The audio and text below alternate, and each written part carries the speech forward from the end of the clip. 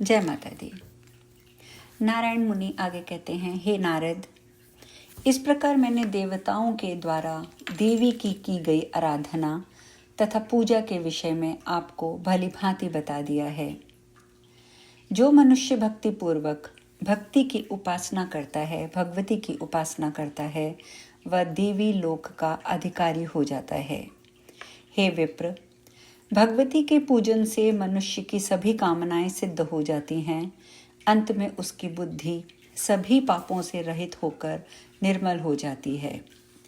हे ब्रह्मपुत्र, भगवती के अनुग्रह से मनुष्य जहाँ तहाँ पूजित होता है और मान को ही धन मानने वाले पुरुषों में सम्मानीय हो जाता है। उसे स्वप्न में भी नरकों का भय नहीं रहता। महामाया भगवती की कृपा से देवी का भक्त पुत्र और तथा पौत्रों से सदा संपन्न रहता है। इसमें कुछ भी संदेह नहीं करना चाहिए। हे नारद, ये जो मैंने आपसे महादेवी के पूजन का वर्णन किया है, वह नरक से उद्धार करने वाला तथा संपूर्ण रूप से मंगलकारी है। हे मुने, चैत्र आदि महीनों में क्रम से महुए के वृक्ष में भगवती की पूजा करनी चाहिए।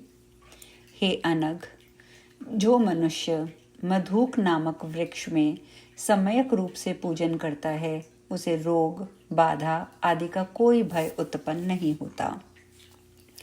अब मैं देवी मूल प्रकृति के श्रेष्ठ पंचक से संबंधित अन्य प्रसंग का वर्णन कर रहा हूँ।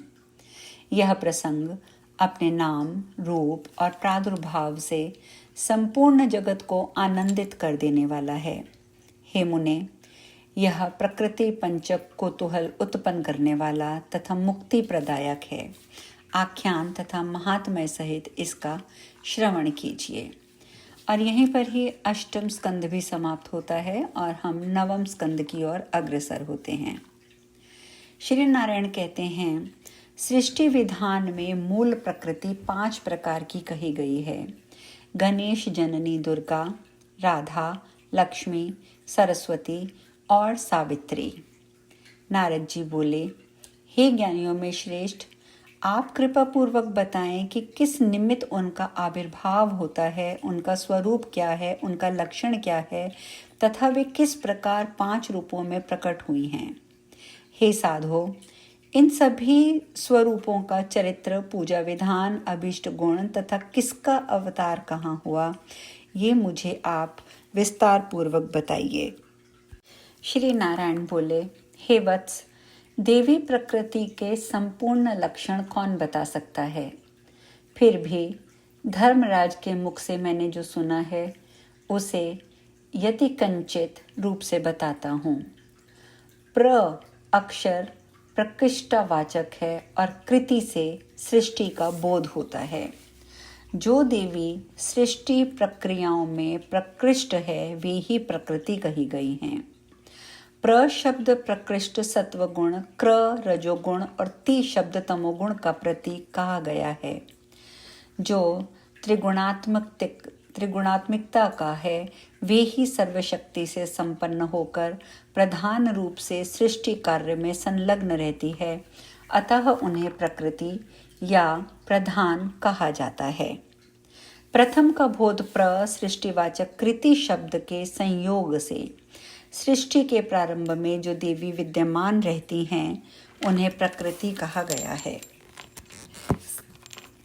सृष्टि के लिए योग माया का आश्रय लेकर परमात्मा 2 रूपों में विभक्त हो गए। दक्षिणार्थ भाग पुरुष और वामार्थ भाग प्रकृति कहा गया।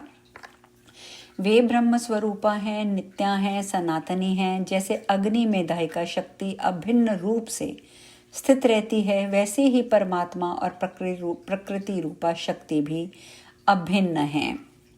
हे नारद, इसलिए योगी जन परमात्मा में स्त्री और पुरुष भाव से भेद नहीं मानते और सब कुछ ब्रह्ममय है ऐसा निरंतर चिंतन करते हैं। स्वतंत्र भाव वाले श्री कृष्ण की इच्छा से वे मूल प्रकृति भगवती सृष्टि करने की कामना से सहसा प्रकट हो गईं। उनकी आज्ञा से भिन्न भिन्न कर्मों की अधिष्ठात्री होकर एवं भक्तों के अनुरोध से उन पर अनुग्रह करने हेतु विग्रह धारण करने वाली वे 5 रूपों में अवतरित हुईं। जो गणेश माता, दुर्गा, शिवप्रिया तथा शिवरूपा हैं, वे ही विष्णु माया नारायणी हैं और पूर्ण ब्रह्म स्वरूपा हैं। ब्रह्मादि देवता, मुनि तथा मनुगण सभी उनकी स्तुति पूजा करते हैं।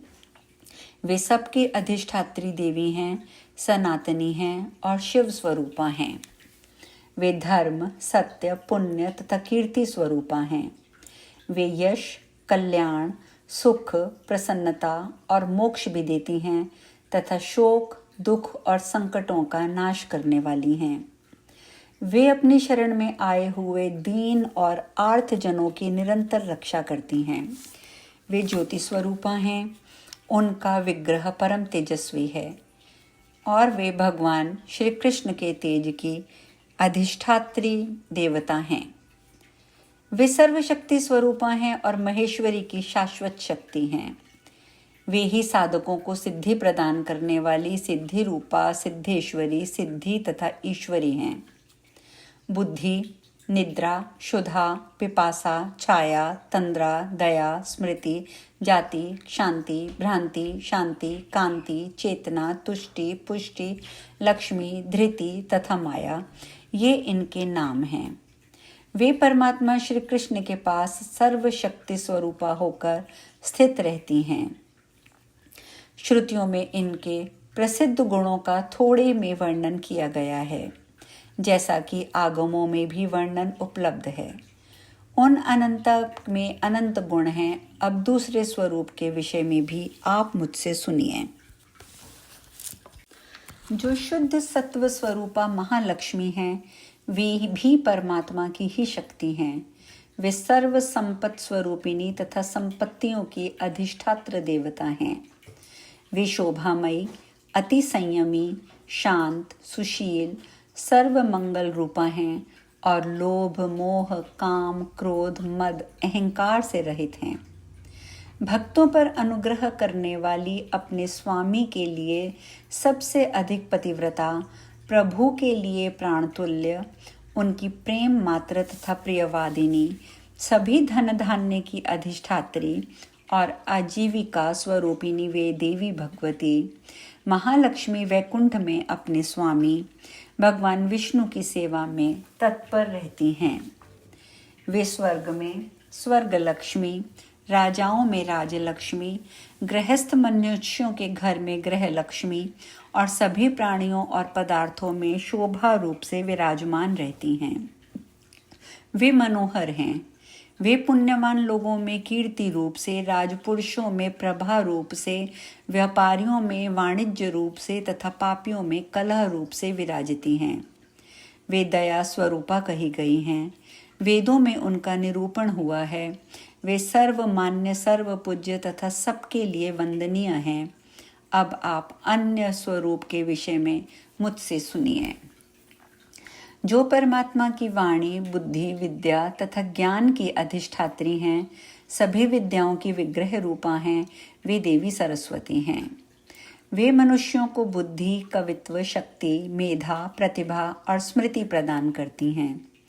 वे भिन्न भिन्न सिद्धांतों के भेद निरूपण का सामर्थ्य रखने वाली, व्याख्या और बोध रूपिणी तथा सारे संदेहों का नाश करने वाली कही गई हैं।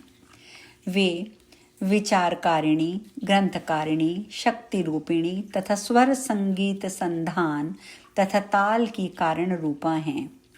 वे ही विषय, ज्ञान तथा वाणी स्वरूपा हैं।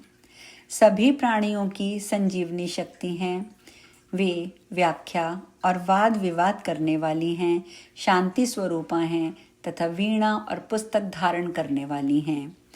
वे शुद्ध सत्व गुणमयी, सुशील और श्रीहरि की प्रिया हैं।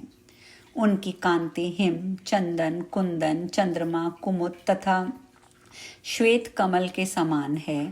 रत्नमाला लेकर परमात्मा श्री कृष्ण का जप करती हुई वे साक्षात तप स्वरूपा हैं तथा तपस्वियों को उनकी तपस्या का फल प्रदान करने वाली हैं। वे सिद्धि विद्या स्वरूपा और सदा सब प्रकार की सिद्धियां प्रदान करने वाली हैं।